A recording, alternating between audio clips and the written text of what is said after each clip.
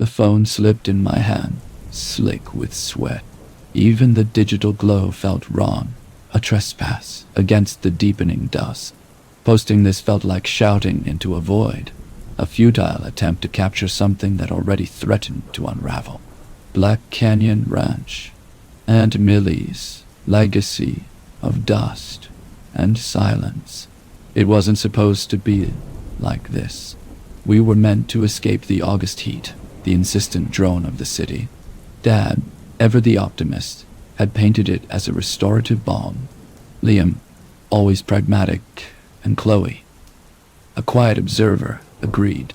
It was hot, oppressively so. The air thick with the scent of sun-baked juniper and something older. Something musky. A scent I couldn't quite place, like wet stone and decaying leaves. The ranch itself was a skeleton. Buildings slumped against the mesa's flank, windows like vacant eyes staring out at the emptiness. Millie, she was the worst. Not overtly hostile, but perpetually present. Her gaze a slow, deliberate burn. She didn't speak much, just observed, a stillness that felt profoundly unsettling. Yesterday began with the hike. Liam, ever the skeptic, grumbled about rattlesnakes, but I was drawn to the canyon's maw, a dark gash in the earth. The trail was choked with brittle brush, the air cooler and heavier with each step. The juniper trees twisted into grotesque shapes, their branches clawing at the sky.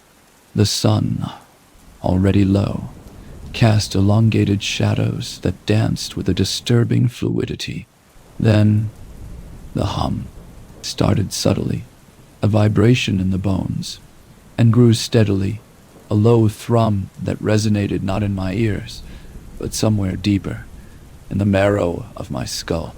It wasn't a mechanical sound, nor any animal I recognized. It felt intentional. We found the eyes first. Not a clear sight, but glimpses caught in the periphery, reflections in the slick shale. They weren't animal eyes. Too large, too high set, positioned as if looking above us. And the irises, they weren't reflecting the light. They seemed to absorb it, swallowing the colors. The air around them chilled. A sudden, localized drop in temperature that raised gooseflesh on my arms. Liam, his face pale, swore he saw a flicker of movement behind a gnarled juniper, a darkness that resolved itself into the silhouette of a figure, tall, impossibly slender, and draped in what appeared to be faded, dark cloth. He didn't say anything, just gripped my arm, his knuckles white. Then the hum intensified, the shadows deepened, and I saw them move, not with deliberate steps, but with a sickening, liquid shifting, like water flowing over stone. The branches of the juniper trees bent and swayed. The reflections in the shale, they weren't reflections anymore. They were eye faces, pale, gaunt, and utterly devoid of expression. Missing text block 1, approx. 120-150 words. The air grew thick with the musk, now overwhelmingly potent. A fine mist began to coalesce, clinging to my skin, and I realized it wasn't water. It was a viscous, black fluid, slick and cold. The humming reached a crescendo, and the shifting intensified. The faces in the shale began to coalesce into a single, horrifying image. A woman, impossibly young, with eyes like polished obsidian, reaching out with long skeletal fingers. She didn't speak, but I felt her curiosity, a chilling assessment of my fear, a desire to understand. The ground beneath my feet began to vibrate, and I knew with absolute certainty that we were not welcome. We stumbled back to the ranch, a desperate, silent sprint. Millie was on the porch, motionless, her eyes fixed on the canyon. She didn't acknowledge our return, didn't offer a word of comfort, just watched. Chloe, clutching her arms, whispered, "It knows we're here." Dad, predictably, offered the simplest explanation. Heat stroke, fatigue, just a bad trip. His voice lacked conviction. I deleted the message, but the images remained burned into my mind. The eyes, the shifting branches, the hum, the black fluid. I don't know what we encountered in that canyon, and frankly, I don't want to. I can still feel the cold, the unsettling awareness of being observed, a silent, knowing presence, lurking just beyond the periphery. The air still carries that faint, musky scent, and sometimes, when the wind is just right, I hear the hum.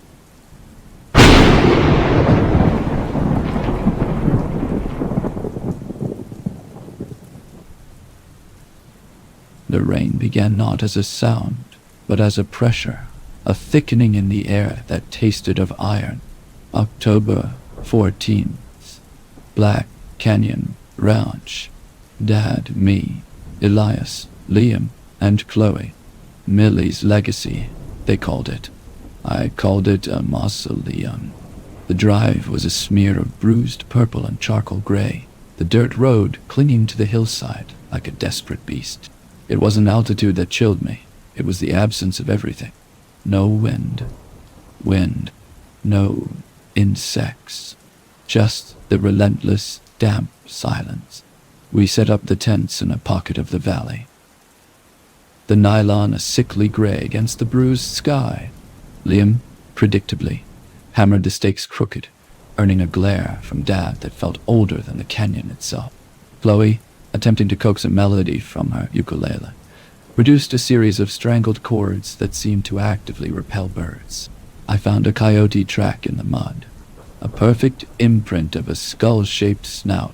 It vanished before I could truly register it. October 15th. The rain intensified, drumming a frantic rhythm against the canvas. Dad sat motionless at the picnic table, his gaze fixed on the canyon's maw. He hadn't spoken a full sentence all day. Liam was different, too. He kept running a hand over his eyes, a nervous tick I hadn't noticed before.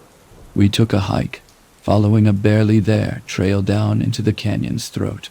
The rock formations were grotesque, eroded by millennia into shapes that resembled teeth and claws.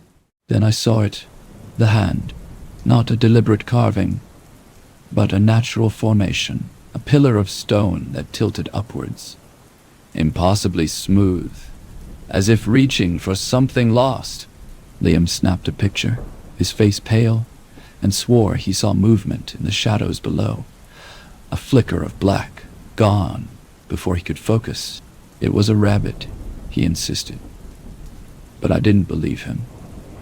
That night, we roasted marshmallows, the flames casting dancing shadows that seemed to writhe with a life of their own. The sheep were unnervingly still in the pasture, their heads cocked at impossible angles. One, a single white ram, stared at us with eyes that weren't just watching, but measuring. They held an unnerving intelligence, a cold, calculated assessment. Chloe's penguin joke hung in the air, a jarring note of normalcy against the growing dread. October 16th. The rain hadn't ceased. It felt like a physical weight, pressing down on us. The air smelled of wet stone, and something else. Something ancient and faintly metallic. Liam was sketching in his notebook, obsessively drawing the hand-like formation. He didn't speak, just worked with a feverish intensity. I noticed a pattern in the rain, not random, but deliberate, each drop falling with a measured cadence. Then I saw it, a dark shape, too large to be a rabbit, moving amongst the trees at the canyon's edge. It wasn't quick, just present. I tried to capture it in my notebook, but the charcoal smeared, leaving only a smudge of darkness. Next morning, Chloe was gone. Her ukulele lay open on the ground, a single perfect marshmallow clinging to its strings. Dad found a single white fleece caught on a thorn bush near the canyon's rim. Liam was staring at the horizon, his eyes vacant. "It's beautiful, isn't it?" he whispered, a chillingly calm tone. The sunset was a wound in the sky, a bleeding orange and purple that seemed to pulsate with a malevolent energy. The shadow of the hand-like rock formation stretched impossibly long, a skeletal finger pointing towards something. I didn't remember much after that, just the feeling of being pulled, of an unseen force trying to drag me into the darkness. The rain continues. It doesn't wash away the scent of iron. It amplifies the silence. I can hear it now, not just as a pressure, but as a voice, a low, guttural murmur emanating from the depths of the canyon, a promise of something ancient and terrible waiting to be unleashed. I am sketching again, but this time the charcoal doesn't smear. It draws, it shapes, and in the smudged darkness, I can finally see what it wants.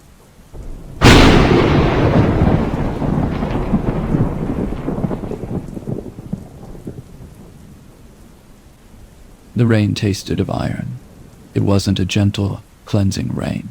It was a viscous, clinging thing, each drop heavy with the scent of wet stone and something older, something vaguely floral and utterly rot.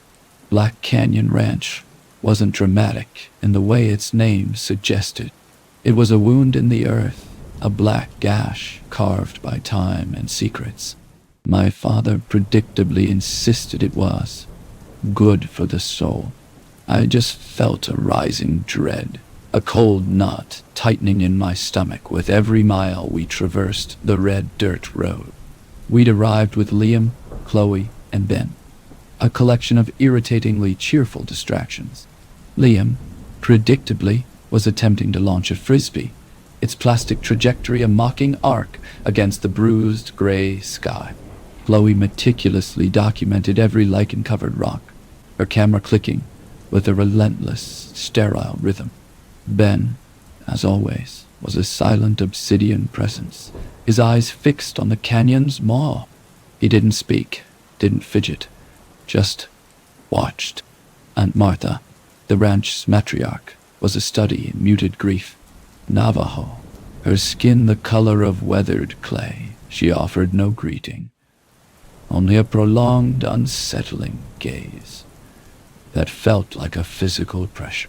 The ranch itself seemed to absorb sound, amplifying the drip, drip, drip of the rain, creating an oppressive silence broken only by the insistent whine of insects. The creek was a stagnant pool, choked with decaying leaves and slick, gray stones. As I sketched, trying to capture the oppressive gloom, I realized this silence wasn't just absence of sound. It was a held breath.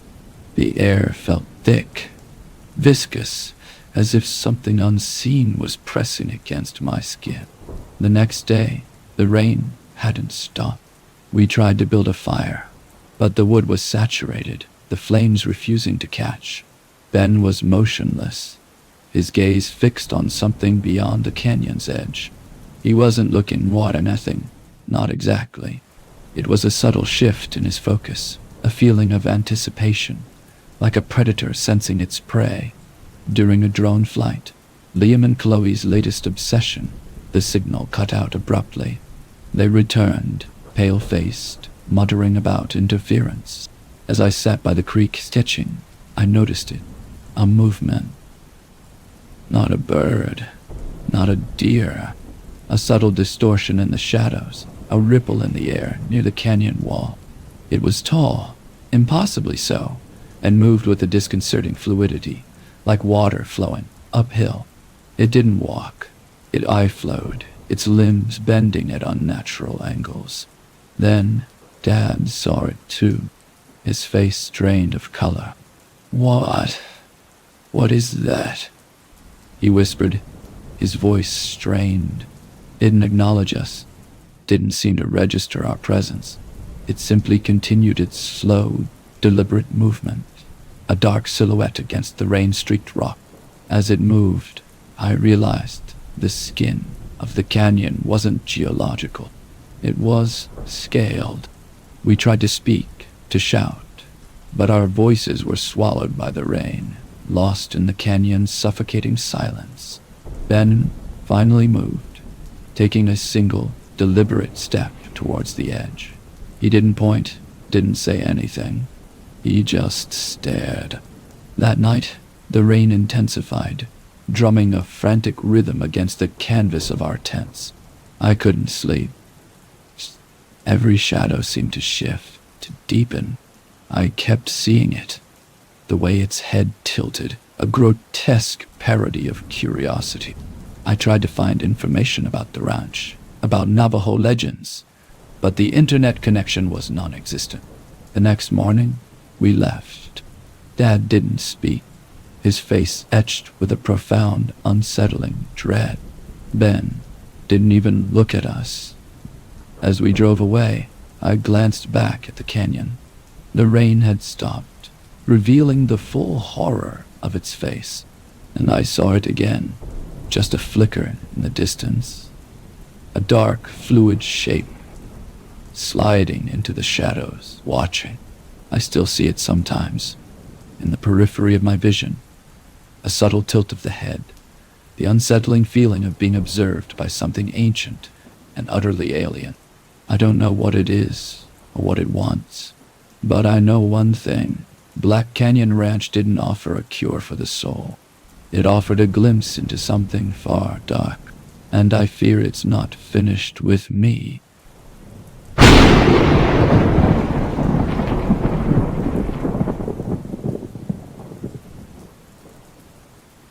The rain tasted of iron.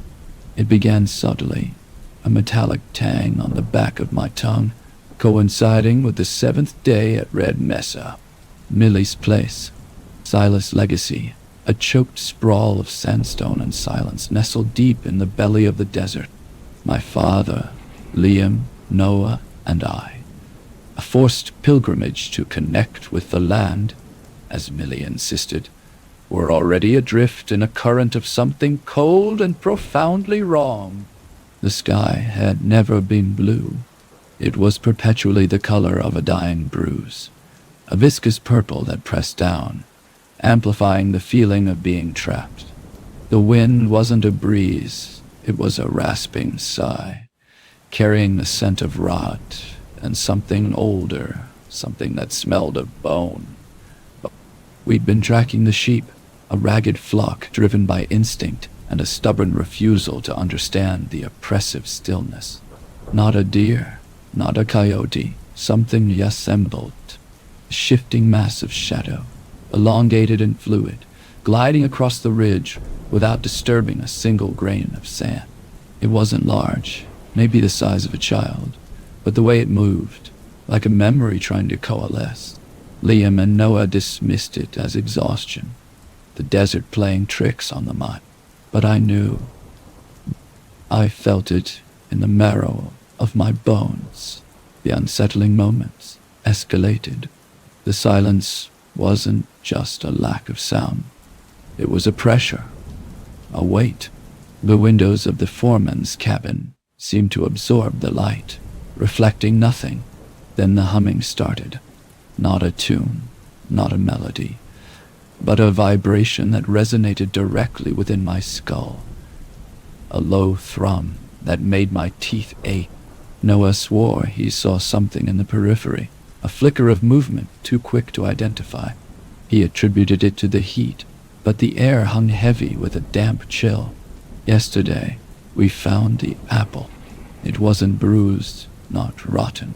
It was pristine, a perfect, unblemished gala sitting on the porch, gleaming under the bruised sky.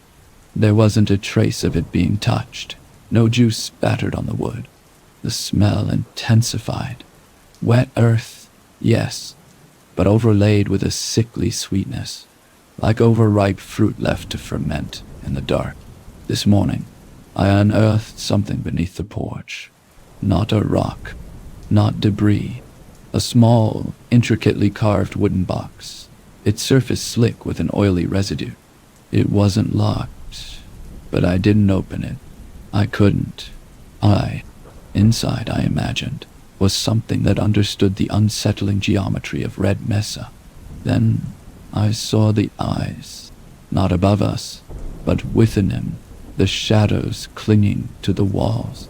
They weren't human, not exactly, more like polished obsidian, reflecting the bruised sky with an unnerving stillness. They didn't blink. They simply observed, each one a pinpoint of cold, absolute knowledge. I turned, and they were still there, unmoving, expectant. Liam and Noah are gone. They left before dawn, claiming a sudden, urgent need to return to civilization.